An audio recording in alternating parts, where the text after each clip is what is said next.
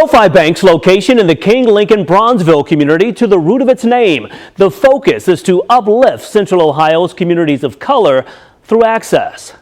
The African American community in Columbus has a rich history, from the faith to the arts, sports, and politics.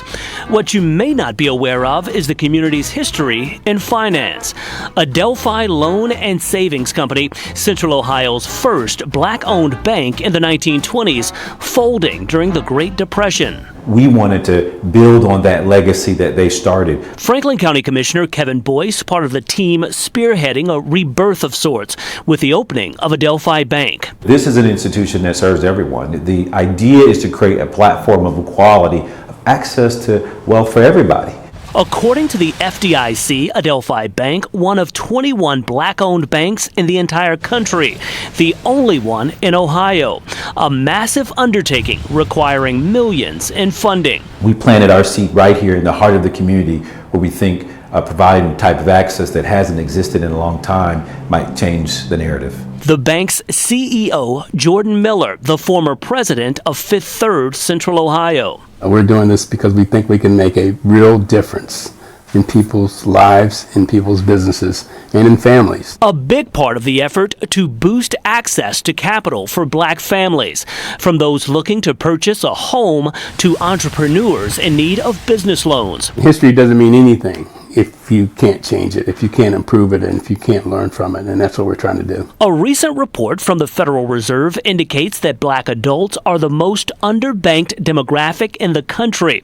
A Delphi working to improve the numbers. If we can provide pathways to that access to opportunity, then we can begin to change the narrative around the wealth gap that has existed since the beginning of time. And so, to me, it's that simple. It's that simple of an equation.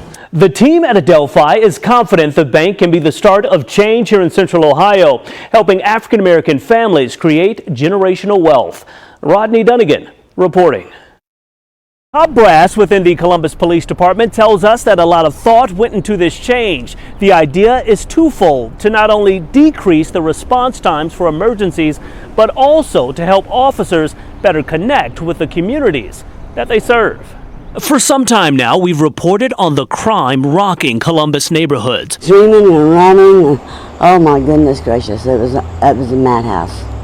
It was a madhouse. Communities and families hit hard by violence with the heartbreaking loss of loved ones. To have her missing is difficult. Those we spoke with describing a city in crisis. It's affecting every aspect of the community. There's no boundaries to this. No zip codes. No income level. Police telling us they hear those calls of concern. We've been working on this really for the last few years. Commander Mark Lang detailing the department's latest efforts to tackle problems and better bond with citizens. Take a look at this map. CPD restructuring zones. The city will now have 6. The idea is to more evenly distribute workloads for officers and supervisors, allowing for better supervision and engagement across neighborhoods. How could we make neighborhoods whole and the same officers responsible for those entire neighborhoods? All of that is always in an effort to reduce crime. The official change for these zones goes into place in late April. The police department is hopeful that citizens will notice a real difference and a real impact sooner rather than later. Rodney Dunigan reporting. Thank you, Rodney. Now, to see a full layout of these changes and examine how your neighborhood will be impacted, head over to our website and you can click on this story. Organizers of the Stop the Violence League are using their passion for football to keep kids out of harm's way. Police, crime tape, and heartbroken families. A scene played out far too often across Columbus. Stefan Dunn has had enough. We grew up in some of them environments where we seen shootings, we seen gangs, we seen this. Dunn and volunteers with the Stop the Violence Flag Football League now using sports to spark change, giving kids in Central Ohio an outlet. We created positivity within our own circle, so now it was really important to create it with the environment and the community. The push is simple: to move kids away from scenes of violence to a successful future, one play at a time. Because honestly, you give these kids something to do, the violence will minimize. Dunn is hopeful this effort will make a difference, saying the community has to come forward together to get kids on the right track. Rodney Dunigan reporting. Without question, this dad and daughter team from California are no pushovers, supporting each other as they climb up the rankings and put a bit of extra muscle into their already strong relationship. You know, any kind of training or any kind of, emotional investment, I just instilled it in her. The time you invest in this, you get better over time. Here comes Shelton! Will and Marina Shelton putting in work early Friday morning. I'm excited, yeah. This is actually a meet I've been wanting to do since 2019 when I first got into powerlifting. The father-daughter duo from California, a powerlifting team competing side by side at the Arnold. She might get me this time. At least I know on squat and deadlift she's gonna just obliterate me. Yeah. For bragging rights and national rankings. It's so good to see her as a female just taking her power and taking it to another level. Nationals is easier to qualify for. The Arnold, it's like you gotta be the best of the best to get invited to come to the Arnold. So the Arnold is a big deal. Their powerlifting prowess not only strengthens their bodies, but their bond as well. It makes me feel real proud and just really excited that she can take this on for the next generation. Both say training and competing in powerlifting has brought them closer together. The hope is they leave Columbus as champions this weekend, but stress the most important thing is their experience together. Rodney Dunigan reporting. As Columbus continues to grapple with the issue of youth crime, violence, and death, community leaders are doing what they can to stop the bloodshed. A violent weekend across Columbus. In a 48-hour span, at least 10 shot in 5 separate shootings. The latest round of deadly gunplay hitting close to home for Pastor Mark Hampton. I've seen enough of it, and so I'm in pain. It pains me. It really does. It pains me. But it spurs me on, because I don't want to live another day like this. The Columbus faith leader on the front lines of the fight to stop the continued violence. They have been told that they are a problem, and and some of them believe it, and they act like it. I'm telling them they're their opportunity.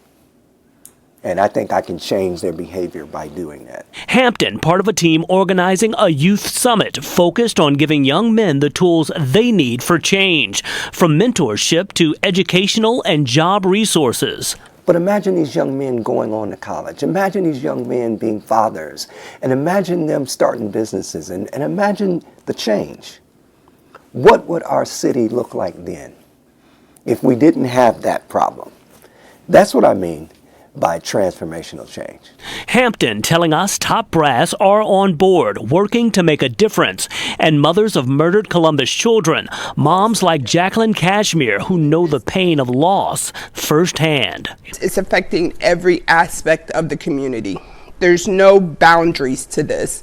No zip codes, no income level. Extremely painful, because we have to, as pastors, we often have to do those funerals. We have to work with those families who are not prepared for that level of trauma. Pastor Hampton is hopeful this effort will help to broker peace in the streets and save lives.